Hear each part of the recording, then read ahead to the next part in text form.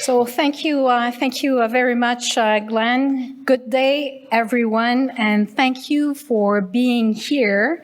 And thank you to the Canadian Club for this very kind invitation and to celebrate entrepreneurs and entrepreneurship. I want to make a few comments before I start. First of all, I want to say thank you for the presence of Mike Peterson, our chair of the board, and also Sandra Basala, one of our director on our board. Thank you very much for being here today. Thank you for our clients who accepted the invitation to be here. We're very proud that you've accepted our invitation. And of course, our partners and my dear colleagues, thank you very much. I thought I should take some time to say a few words about BDC, because although our role is highly important for the Canadian economy, it is not always, and it is often not well understood by Canadians what we do every day. So let's start with some basic facts.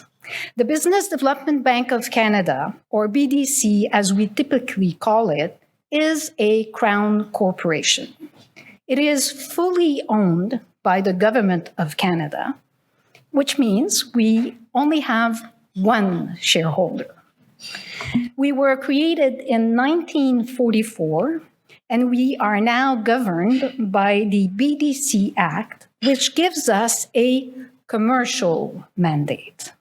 That means we are there to provide services that are relevant to our clients, services that meet real needs, that we can also derive revenues from so that we can generate profit and reinvest that profit to keep on doing more and better.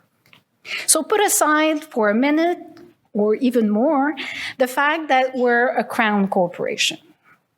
We think like a bank, we speak like a bank, we manage risk like a bank, so we are bankers. And I'm pretty sure that Sandra and Mike are smiling here. I say we are bankers. I did not say I am a banker, but I will include myself into that statement. BDC has the attributes of a very well-run bank.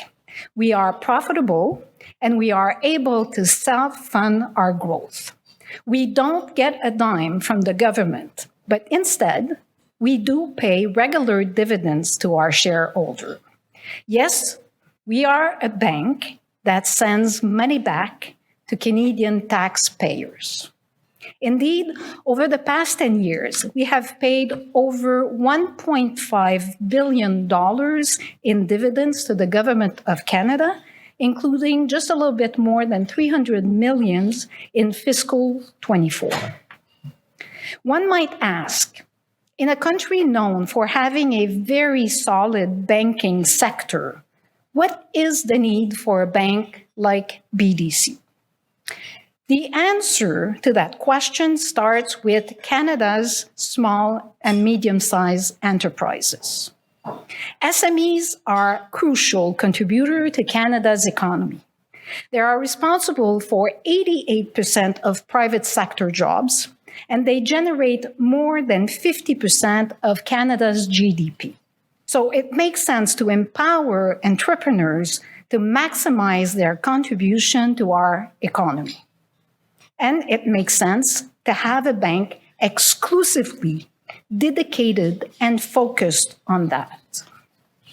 Not just a regular bank, but a development bank.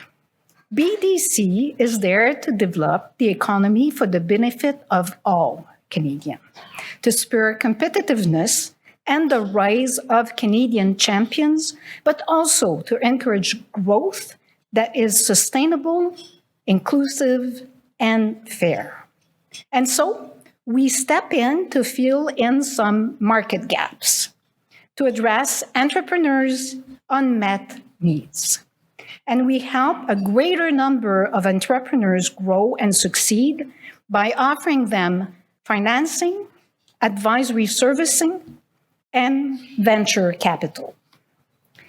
To be clear, the Canadian government did not create BDC to take away clients from the other financial institutions. So that might be an exception where we do not exactly think like a bank. In practice, that means that we want to have an approach that is complementary. That means that we have a risk appetite that allows us to support entrepreneurs who may struggle to access capital otherwise. Indeed, close to 90% of our portfolio supports non-investment grade companies, much higher than what is observed at private sector financial institutions. Not only are we more inclined to take risks, our decisions are primarily driven by entrepreneurs' success, not by absolute profit.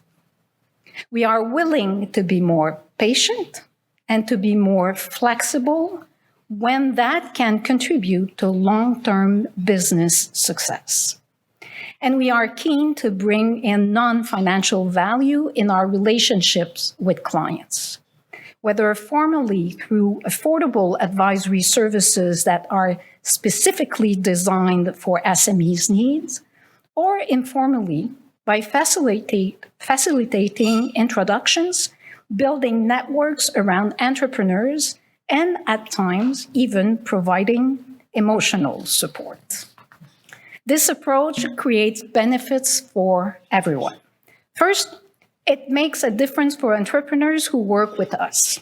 Capital, advice, and connections are powerful growth enablers. Over the years, we have observed that BDC clients generally outperform non-clients in terms of revenue growth, employment growth, and survival rates. For example, the revenue growth of clients that received both financing and advisory services was 6.8 percentage points higher on average than that of non-clients after 1 year. And with regards to employment, growth was 2.2 percentage points higher for the same set of clients versus non-clients. Second, by helping entrepreneurs, we in turn create benefits for other financial institutions. In the long run, some of our clients grow to become attractive opportunities with risk profiles that will appeal to the private sector. In the meantime, we already work with financial institutions and partners to reach more entrepreneurs, as shown by the 35,000 indirect clients we supported in fiscal 23. And third, the BDC approach creates benefits for the Canadian economy.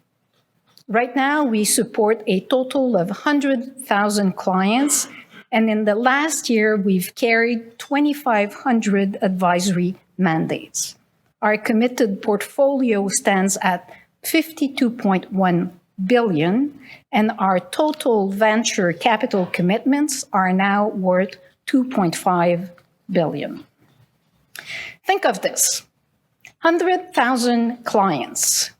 That means BDC works with 1 in 12 SMEs across Canada.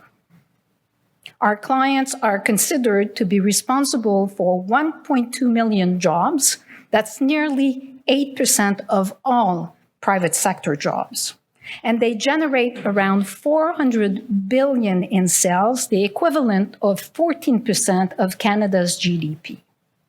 Of course, I'm not suggesting that BDC is directly responsible for everything entrepreneurs generate, but our support is playing a critical role for them, and by extension, we are having a direct impact on the economy. When I look at these numbers, I'm obviously proud of the work done by my colleagues and all the partners we work with. Not only do my colleagues play an important role with entrepreneurs, They have shown a constant determination to expand BDC's reach and grow its impact.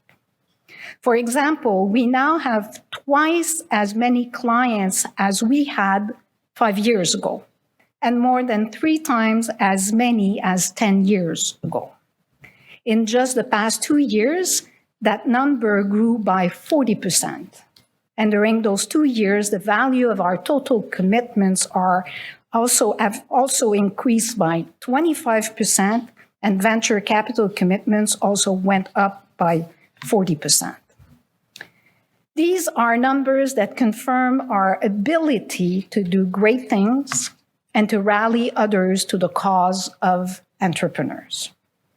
But I also see in them a call to do more, so much more, because it is in our DNA as a development bank. Since 2014, VC investment have grown annually at 22% compared to just 1.3% for the decade prior. Just wanted to share this data point for investment banker. It's quite amazing, and this is related to a high ambition of one of my predecessors that decided to build or rebuild the venture capital sector in Canada.